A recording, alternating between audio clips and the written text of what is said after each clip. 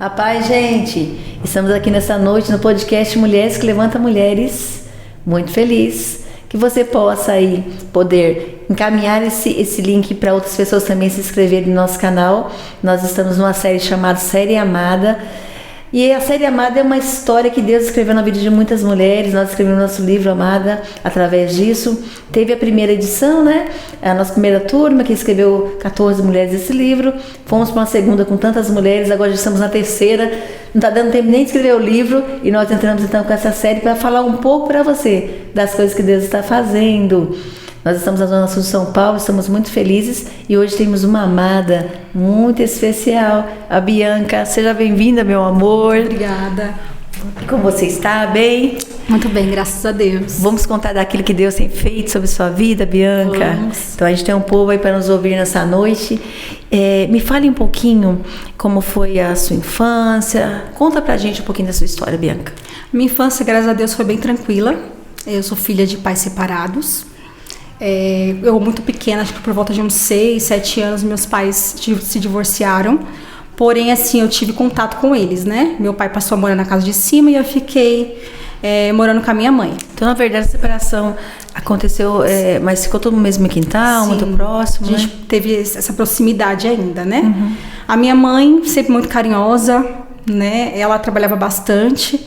Então, a gente tinha mais contato nos finais de semana ou nas quartas-feiras, que era a sua folga. E eu ficava mais com meu pai, né? Porém, o meu pai, ele tinha um jeito assim, mais... ríspido. Isso. Ele não era de dar muito amor, atenção. Eu não lembro de tempos assim, de qualidade, de sair, de palavra de afirmação, embora eu passasse a maior parte do tempo com ele. Mas, assim, era um pai que, da forma dele... Fazia o seu melhor. Fazia o melhor. Né? Então, assim, eu fui crescendo, com 11 anos eu já ficava sozinha e voltava para a escola. Então, eu comecei tudo muito cedo, né? Com 15 anos eu já conheci o meu esposo hoje, sou casada, tenho 2 filhas. Então, com 15 anos a gente começou a se relacionar e através dele eu conheci Jesus, né? Através da família dele, né? A minha sogra, meu sogro, eles estavam na força. E aí eu comecei a ir para a igreja e assim fui me convertendo. E aí nós nos casamos, eu tive minha primeira gestação, que é a Manu. E depois de 7 anos eu tive a Alice. Que graça, né? Então, tô novinha, já casada há 13 anos, você falou, né? 13 anos. 13 anos casada. Meu pai dizia que eu era bem adiantada. E bem assim, comecei tudo muito cedo mesmo. Então, mesmo... ele não sabendo ser o pai que você precisava, ele estava por ali dando o seu melhor, né? Estava por ali. E aí você casa e no casamento, como a sua maternidade, né? A falta de paternidade refletiu na sua maternidade? Porque você fala assim, ó, tem 2 filhas, né? Sim. Elas têm quais as idades hoje? A Manu tem 11 e a Alice fez 4 agora em setembro. E você foi percebendo alguma coisa nisso? Fui percebendo. Pela falta de palavras de afirmações, que seria você pode, você consegue, você é linda, você é especial, essas palavras que nos coloca para cima, por falta disso da parte do meu pai, eu tinha dificuldade em aplicar isso na vida das minhas filhas. E aí, após esse processo, eu comecei a analisar, a perceber isso, né? E aplicar. E eu tenho visto que hoje, nos dias de hoje, isso faz diferença. Na vida dos nossos filhos. Que bom que tão cedo você consegue identificar isso, né? Sim. Então você vai ter essa questão, né, de perceber que a falta de paternidade também estava começando a trazer sobre você, estava começando a refletir aquilo que você talvez menos queria, né? Sim. Mas é isso mesmo, a gente vai lendo algumas coisas e vai entendendo e vendo algumas coisas. O que nós muitas vezes rejeitamos ou não queremos, não sei se as palavras certas de rejeitar, mas aquilo que a gente não quer reproduzir, né? Repetir. Sim. Então, assim, aquele posicionamento do seu pai, inconscientemente, sim, você já estava trazendo. Por não saber a verdade, né? Aquilo que a gente não recebe, muitas vezes a gente não consegue entregar. né? Então, inconscientemente, você estava refletindo sobre a vida das suas filhas, aquilo que você foi vendo a vida inteira. Sim. Mas muito bem, e aí você já está conosco há muitos anos, graças a Deus por isso. Você vem na segunda turma, né? 2022. Então, quando você chega em 2022, já chegou com as duas meninas, já chega casada, né? Sim. E o que aconteceu nesse período? O que tem acontecido nesse período de restauração? Foi um momento, assim, muito bom para mim, esse tempo. Porque, como a gente estava falando de paternidade, quando a gente percebe que a gente não tem a paternidade terrena, muitas vezes a gente tem dificuldade de receber a paternidade de Deus. Isso. Porque a gente baseia muito Deus como um pai. E a gente, de fato, Ele é nosso pai. Porém, a gente baseia o nosso relacionamento com o pai terreno com Ele. Que é falho, né? Que é falho. E aí, nesse tempo, eu pude perceber que a minha identidade de filha, que independente das dores que a gente carrega, independente da falta que a gente tenha tido nessa terra, Deus, Ele é o nosso pai. Com Ele nada falta. E você falou uma coisa muito importante, né? Que é isso mesmo, eu acho que a palavra de Deus diz assim, ó, que mesmo o pai sendo mau, sabe dar coisas boas aos seus filhos, imagina o pai eterno, né? Então, essa própria palavra vai falando que é isso, a natureza do homem é uma natureza caída mesmo, né? Então, ele já vai falando, o pai nunca vai ser perfeito da terra, né? Sim. Mesmo vocês sendo maus, sabe dar o que é bom para os seus filhos. Quando o Senhor fala do pai paterno, né? O pai terreno. Então, fala de um pai terreno que é mau. E aí é essa dificuldade mesmo, Bic, que a gente vai percebendo, né? É essa comparação que as pessoas vão fazendo, imaginando que Deus é esse pai mau. Sim. Que Deus é imperfeito. E a gente vai falando de um Deus que antes mesmo de nos gerar, já nos conhecia, né? Já nos conhecia. Salmo 139 diz isso, né? Tendo ventre. Ele já nos formou. Quando Ele nos formou, Ele já nos conhecia. E aí quando você vai descobrindo esse Deus que te conhece, e aí você vai sendo restaurada, né? Sim, e aí a gente vai rompendo, entendendo que a gente tem um pai. E ali eu falo que a restauração, ela é como se a gente fosse colocado de frente a um espelho. E através do conhecimento a gente vai se olhando internamente, vendo o que falta. E ali eu entendi, eu fui me olhando. A restauração, ela é para você se ver e vencer você mesmo. Isso mesmo. Vencer as suas próprias dores. É isso mesmo. E ali eu fui vendo, né, o que a falta de paternidade vem trazendo sobre a nossa vida, né? E ali eu entendi que nós temos um pai e que nós somos filhas e filhas amadas. Amadas demais. Amadas demais. Que coisa boa, Bi. Sim. E aí, bom, você fala que teve uma infância morando no mesmo lugar que teu pai. Hoje nós sabemos, seu pai não está conosco já mais, né? Quanto tempo? Vai fazer um ano agora, dia 3 de outubro. Recente, ó. Muito recente. Muito recente. Mas como que foi esses últimos anos, então? Olha, eu falo que Deus é maravilhoso. Houve um momento no Restauração em que a gente teve que escrever toda a nossa história. E aí meu pai, ele veio a falecer, vai fazer um ano, como eu falei. E aí eu tive que vivenciar todo esse luto. E eu estava no processo de restauração já, quando meu pai faleceu. E aí, nesse momento, eu tive que escrever a minha história, desde a infância até os dias de hoje. E aí, escrevendo, o Senhor começou a me lembrar, trazer algumas coisas à minha memória. Nos últimos dias do meu pai, eu tinha uma irmã que cuidava dele.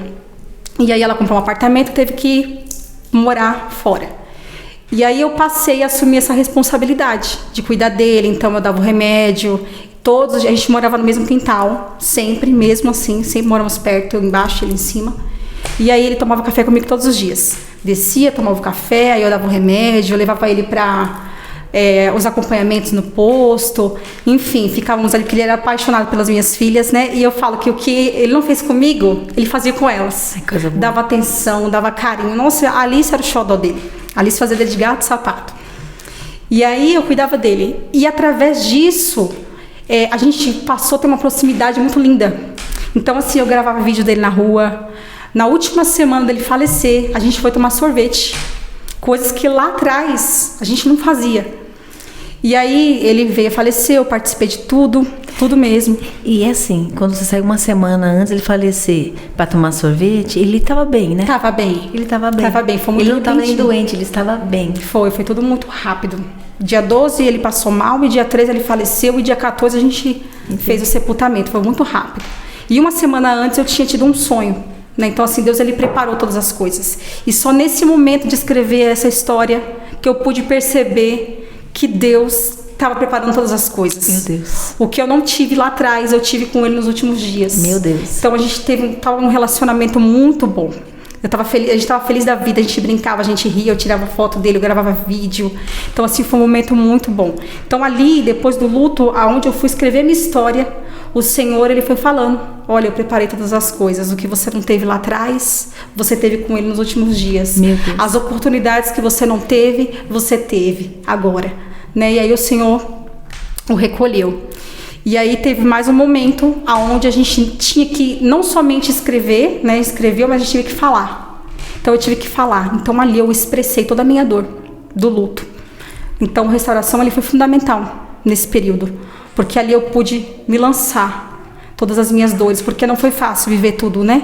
Eu acompanhei meu pai em tudo, quando ele, até da entrada do hospital até o sepultamento, eu estive com ele. Então assim, e foi a primeira pessoa mais próxima que a gente perdeu. A minha família nunca tinha vivido um luto, então para mim foi muito doloroso. Então naquele momento ali eu pude expressar, colocar para fora a minha dor, né? E teve um momento também na restauração que foi falado sobre ser forte. E aí lá a Dani viu, né, o meu resultado. Ela disse assim: olha, muito bom, porém a gente não precisa ser forte o tempo todo. A gente pode sim demonstrar as nossas fraquezas. Sim. E aí eu tenho uma irmã que, né, falou: nossa, você é muito forte, porque o tempo todo ali na família eu tava ali consolando. Não, mas foi de Deus, gente, foi o momento dele, ele cumpriu o que ele tinha que cumprir na terra, e consolando tudo e todos, né? Mas eu por dentro tava acabada. E ali eu coloquei para fora toda a minha fraqueza, toda a minha dor, embora não parecesse, né? Então assim, Deus ele cuidou de todos os detalhes. Aquilo que eu não tive, eu pude ter com meu pai nos seus últimos dias de vida. Gente, eu ouvindo um pouco a história, né, que vai me remetendo a algumas coisas também. Então a Bianca, ela perde o pai dia 3 de outubro. 3 de outubro. E eu, a minha mãe, dia 30 de novembro, né? Também nesse período, tudo muito recente. E é tão interessante, eu vou aproveitar aqui só para trazer um ganchinho bem rapidinho. Quando o Senhor me revelou o nome desse livro, Amada, nós tínhamos falado de escrever um livro com a primeira turma, porque eu olhava para essas meninas e eu vi tanto que Deus tinha feito. Vamos escrever essa história. Só que um dia, no sertão, né, em Juazeiro do Norte, sertão, Ceará, o Senhor me disse: o livro vai chamar Amada, porque quando a mulher entende, né, essas mulheres entendem o amor que eu tenho para dar, elas são restauradas. Só que o que eu não sabia é que no lançamento desse livro eu também ia provar desse amor, né? Então a gente escreve o livro e a gente não sabe o que vai acontecer, mas independente do que for acontecer, quando nós somos restaurados no Senhor, nós estamos preparados para viver. Por mais que doa, você acabou de falar: olha, a última semana foi maravilhosa, estava tudo bem, e de repente ele não estava mais. E quando eu vou ver a história, Deus me preparou. Então nós que somos restaurados no Senhor, Ele vai nos preparando para aquilo que a gente não quer viver, né? Assim como você viveu esse luto que você não queria viver, eu também vivi um luto que eu não queria viver. E incrível, gente. No dia do lançamento desse livro, Amada, dia 18 de novembro, a minha mãe teve uma primeira parada cardíaca. Pela manhã do lançamento do livro, que seria 3 dias de congresso, sexta, sábado e domingo, eu recebo às 8 horas da manhã a notícia que minha mãe tinha morrido. E a minha mãe voltou e ficou conosco mais 10 dias. Porém, eu entendo totalmente isso. Como foi importante e muito importante entender esse amor do Senhor. Como foi importante, né? Então, entendendo a força desse amor, eu também pude passar por essas dores, né, Bi? E eu vou dizendo assim, é fácil lembrar? Não. Mas o que a gente consegue lembrar em tudo isso? O Senhor, na sua misericórdia, nos preparou para passar pelo luto. Verdade. O Senhor, pela sua misericórdia, nos preparou para passar pela dor. E o Senhor está nos deixando de pé, né? Verdade. Glória a Deus por isso. As duas mãos nos sustentando. E mulheres que levantam mulheres de pé, para dizer assim: nós passamos pelo luto, nós passamos pela dor, mas ei, nós estamos vendo em todo momento Deus está. Né? Deus estava, Deus está, meu amor. Como eu fico feliz, Bi, como eu fico feliz. E aí, como você está vencendo essas coisas? Está tudo bem? Como está seguindo? Graças a Deus, tudo bem, né? A saudade é inevitável, mas hoje eu passei a morar na casa dele. Aí. Passei a morar na casa dele. Deus, né, tem nos dado momentos bons ali, né? Feliz, mais confortáveis, né? E eu falo que até isso, ó. Você fala assim, ó. Nós estamos morando na casa dele. Tá tudo tão resolvido em você. Tudo tão resolvido. Que não tem problema nenhum. Morar na casa dele. Sim. Né? Sim. Você tá falando com alegria ainda, né? Alegria. Nós reformamos? Reformamos, em 3 meses a gente fez uma grande reforma. Inclusive, antes dele falecer, ele tinha 2 casas, né? Uma que ele morava e uma que era alugada. Ele falou: filha, você não quer subir? Eu falei: não, pai, quero não. Tá tudo bem. Né? E aí, depois disso, a gente juntou tudo e estamos lá. Gente, é isso. Vencendo dia após dia. Tá vendo? Mulheres que sabem que são amadas pelo Senhor, que sabem que tem uma paternidade real. Nele, né? Somos filhas amadas dele. Pela sua bondade, pela tua misericórdia, ele vai nos preparando para aquilo que a gente nem espera. Ele vai nos preparando para aquilo que parece ser tão difícil de ser vencido, né? Sabe que eu aprendi com tudo isso? Que quando você recebe de fato a paternidade de Deus, você está pronta para romper. Aleluia. E o momento também na restauração, que a gente estava lá e eu tive uma visão de uma borboleta. Ela estava em cima de uma mesa, pronta para pegar voo. E aí o Senhor disse para mim assim: você viveu esse 1 ano, tem vivido esse 1 ano de restauração. E agora é tempo de voar. Oh, glória. É tempo de voar. Então, quando a gente recebe mesmo essa paternidade de Deus, entende que Ele é o nosso Pai, que independente do que a gente passe, das nossas dores, nós estamos prontos para voar. Amém. Né? Amém. Então eu creio que esse 1 ano de restauração é dolorido, porque você confrontada, e você, como eu falei, a gente está de frente a um espelho que você se vê internamente, você tem que vencer a você mesmo. E depois disso, que você vence a você mesma, você está pronta para voar. Meu Deus, é incrível, né? E eu falo que de tudo que o Senhor tem feito na minha vida, eu penso que esse movimento de Mulheres que Levantam Mulheres assim, é muito maior do que a gente imagina, né? É verdade. Aí já pensando que Mulheres que Levantam Mulheres seria algo tão pontual, gente, e não é pontual. Nós temos Mulheres no Sertão, lá também nós fazemos um movimento de Mulheres que Levantam Mulheres. Então não é nada pontual. Nada pontual. Agora a gente abraçando aí, né, a Casa das Mulheres de Recuperação Feminina, porque a gente quer que o Senhor levante essas mulheres também. E tudo isso, qual é a essência de tudo isso? É entender como nós somos amados e importantes pelo Senhor, e quando nós nos permitimos esse confronto e reconhecemos, né, quem somos e quanto precisamos, Ele vai trabalhando em nós e fazendo em nós. Então, eu estou muito feliz por aquilo que eu tenho ouvido hoje, né? Muito feliz porque eu vi uma menina chegando na igreja, apesar que você sempre foi essa menina muito responsável, né? Responsável até demais. Mas hoje eu vejo uma mulher, né? Uma mulher dizendo assim, ó, eu estou preparada para passar pela dor, eu estou preparada para passar por qualquer coisa, né? Porque eu sei que aonde eu estiver, Ele vai estar comigo, né? Eu sou filha amada do Senhor. Amém, meu amor. Amém. Muito pouco tempo, né? Mas eu acho que nesse ano foi essencial na sua vida, então, essa restauração, né? A restauração da tua relação com seu pai. Foi. Né? Ai, gente, como Deus é lindo, né? Demais. Isso é bom demais, gente. Então a gente vai finalizando dizendo assim, ó. Todos nós, né? Todas nós. E eu não sei quem está assistindo. Passaremos por dores, por muitos momentos que nós não queremos passar, mas de tudo isso que nós precisamos é estar preparadas, né? No Senhor. Porque o homem nunca vai estar preparado, mas depois a gente vai vendo que o Senhor Ele faz tudo perfeito. Tudo perfeito. A palavra de Deus diz que a vontade dele é boa, perfeita e agradável, e Ele é perfeito.